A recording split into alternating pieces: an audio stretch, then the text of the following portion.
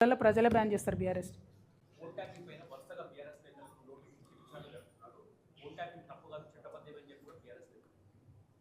అంటే నేను ఒకటే మాట చెప్తా ఉన్నాండి, అసలు కాంగ్రెస్ ప్రభుత్వం ఎవరికి నోటీస్ ఇస్తుందో అర్థమవుతలేదు.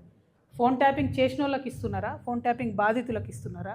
2 ఏళ్ళ ఇది టీవీ సీరియల్ లెక్క కొనసాగుతూనే ఉన్నది. ఆ కార్తీక దీపం అన్న గుర్తుంటుంది కానీ ఇది గుర్తుంటలేదు ఇది. సో ఘోరమైన పరిస్థితి ఉన్నది ఇక్కడ.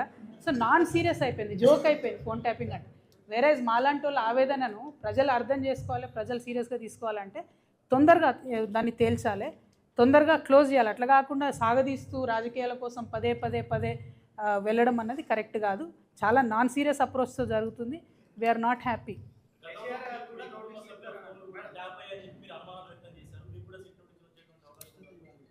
నాకు తెలియదు, ఏమో చూద్దాం, వచ్చినప్పుడు చూద్దాం.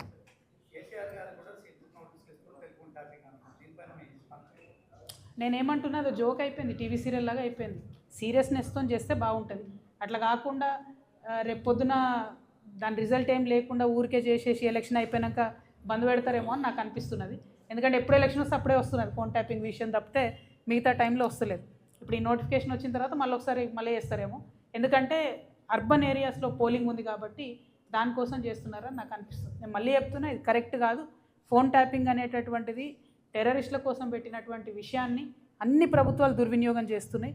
అది చేయకూడదని మాత్రమే నేను డిమాండ్ చేస్తాను. Thank you. జై తెలంగాణ.